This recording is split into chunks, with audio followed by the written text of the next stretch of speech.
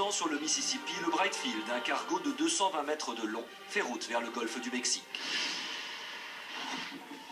Il est 14 h quand le capitaine du bateau alerte les autorités portuaires.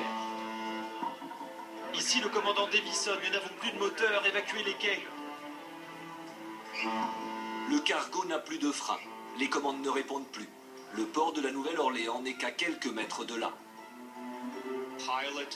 Le commandant a essayé de changer de cap afin d'éviter le port. Il a actionné la sirène pour prévenir les autres bateaux et les personnes qui se trouvaient aux alentours.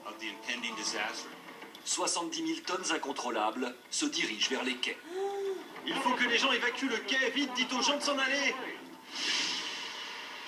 14 h 12, dans le centre commercial, personne ne se doute alors du danger qui guette. Dehors, le cargo fonce droit sur le quai. Le commandant joue alors sa dernière carte. Il jette l'ancre pour dévier la trajectoire du cargo et éviter le pire. Le bateau pivote légèrement, mais ce n'est pas suffisant. Et il percute le quai. 14 h 20, le bateau dévaste tout sur son passage.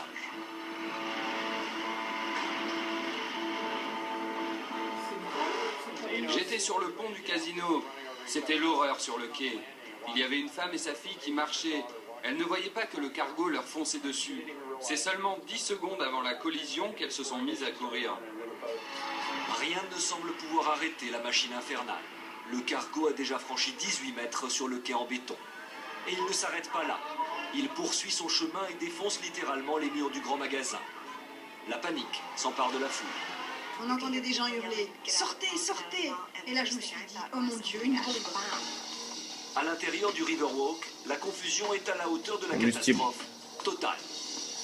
On a entendu un bruit. On n'était pas vraiment sûr de ce que ça pouvait être. Les murs ont tremblé et juste après ça, il y a eu un vacarme énorme. Les gens ont commencé à courir. Les murs ont commencé à s'effondrer. Il y avait des débris partout, de la poussière, de l'eau. C'était horrible. Sous le poids des étages effondrés, les canalisations explosent. À l'intérieur comme à l'extérieur, le cargo emporte tout sur son passage. Mais alors que le bateau n'est plus qu'à 20 mètres du casino flottant, il s'arrête brusquement et épargne ainsi les 800 personnes qui sont à bord.